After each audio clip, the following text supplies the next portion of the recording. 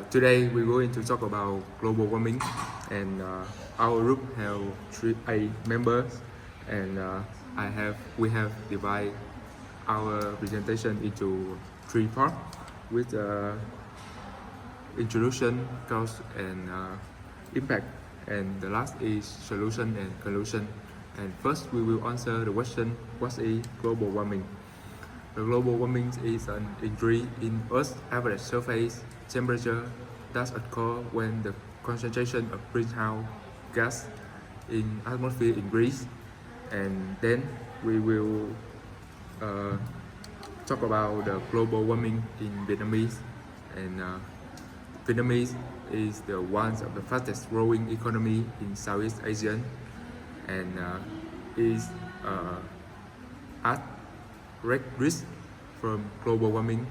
Is the geography with over 3,000 kilometers of coastline, long river detail, mountain, and fast-growing cities make it more vulnerable to the effects of climate change.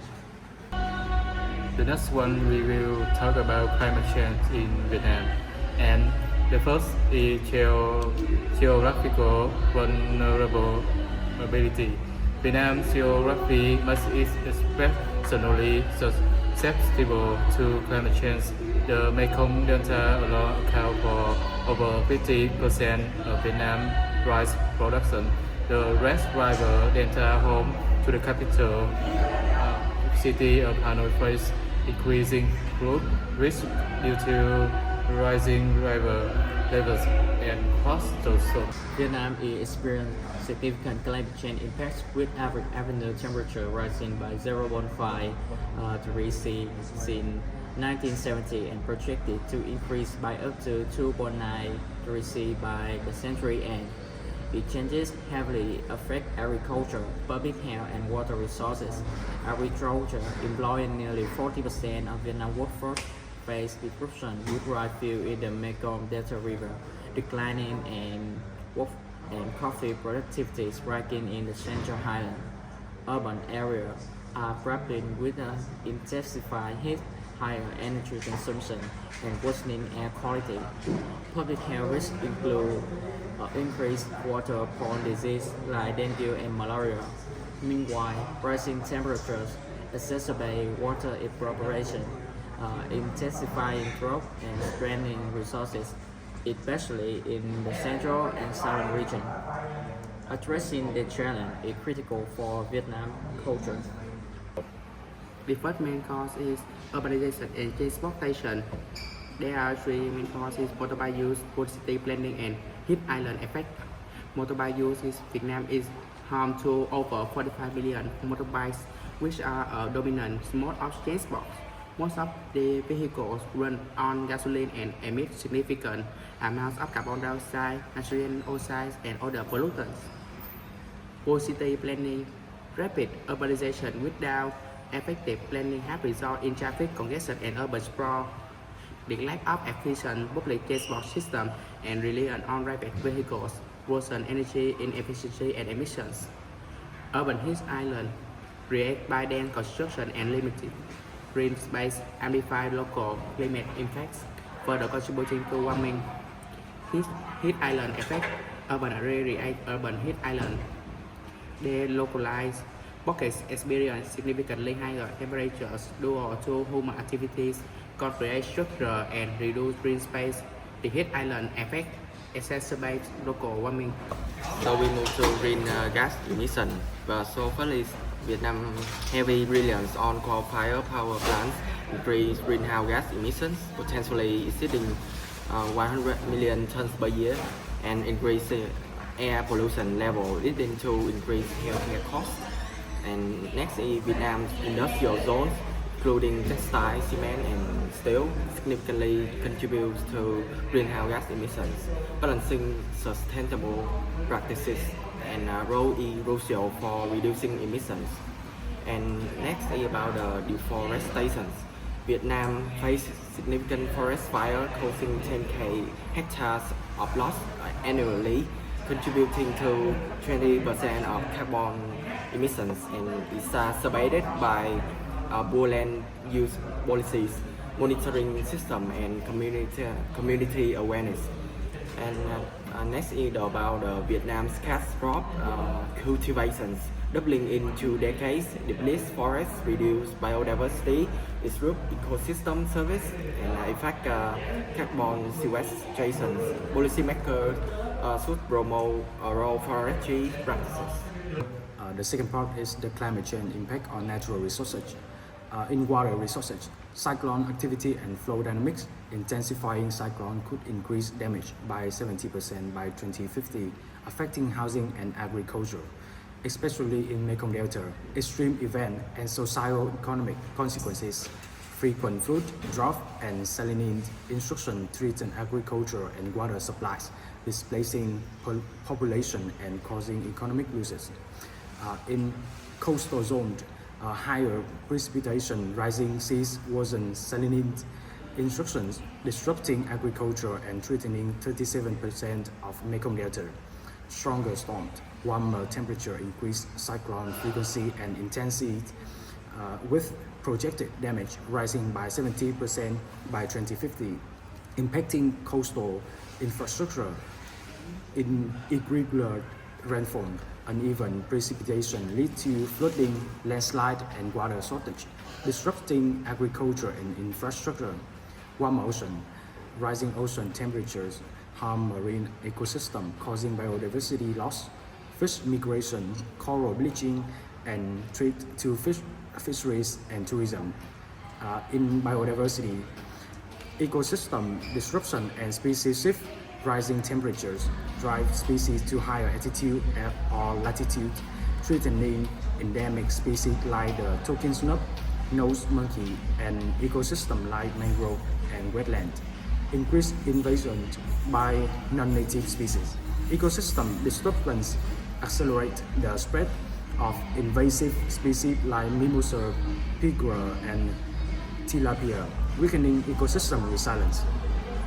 The next is the climate change impact on economic sector. The first one is agriculture, increased temperature and changing weather pattern. Key crops like rice, coffee, and fruit are particularly vulnerable. Water scarcity and flood risk worsen water-related issues in agriculture, affecting irrigation, soil fertility, and increasing flood risk. The next is fishery. Increased ocean temperature threaten marine ecosystem, affecting species, food security, and economic stability.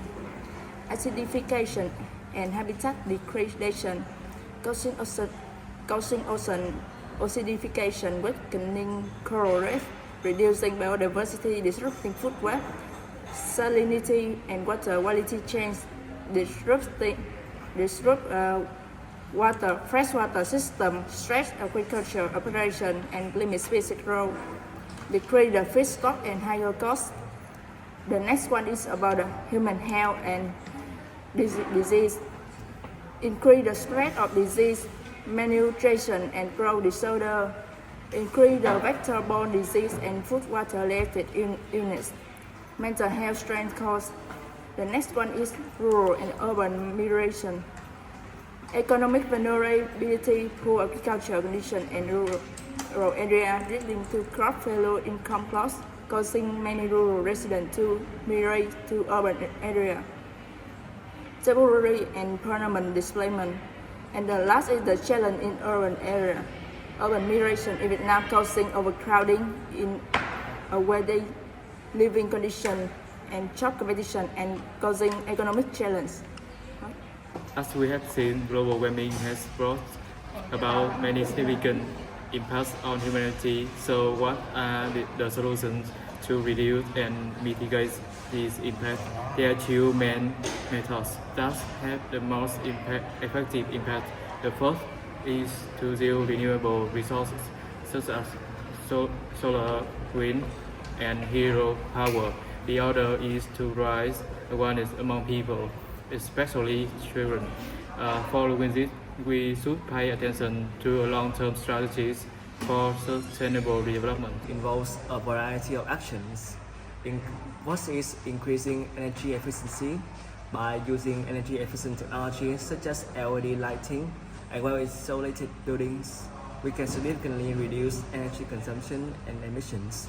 For example, switching to LED lights can cut energy up to 75%. Second is reforestation. Planting trees in deforested areas not only absorb carbon dioxide, but also restore ecosystem and biodiversity. A great example in Africa is Great Green Wall, which aims to restore degraded land while sequestering millions of tons of carbon annually. Thirdly, changing consumption and production patterns. This includes shifting to renewable energy, reducing waste through recycling, and even adopting plant-based diets, which can decrease methane emission from livestock. Fourth is individual contributions. Each of us can reduce our carbon footprint by using public transportation, minimizing energy waste, and supporting sustainable brands. Small changes like carpooling or unplugging devices can make a collective impact. While mitigation is crucial to slow down global warming, we also need to prepare for the inevitable impacts that are already underway. That's where adaptation strategies come in. Adaptation strategies focus on managing and minimizing the unavoidable consequences of climate change. Let's look at some key approaches. The first is building climate-resilient infrastructure. This includes designing roads, bridges, and buildings to withstand extreme weather events like floods and heat waves. For example, flood barriers and elevated structures protect coastal cities from rising sea levels. Second is protecting ecosystem.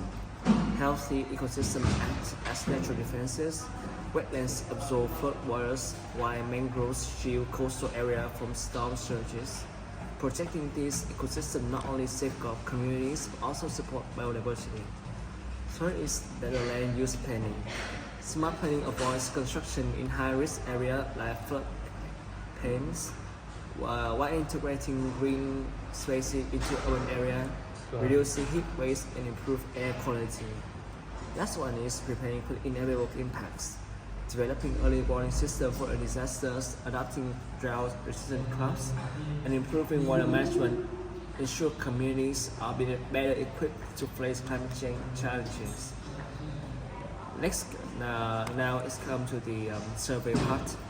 And then we move to our survey.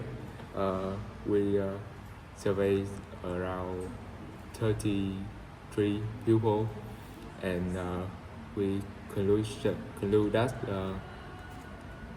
everyone has good intention to improve the global warming problem, and people awareness is generally high, but it still needs to improve in the future.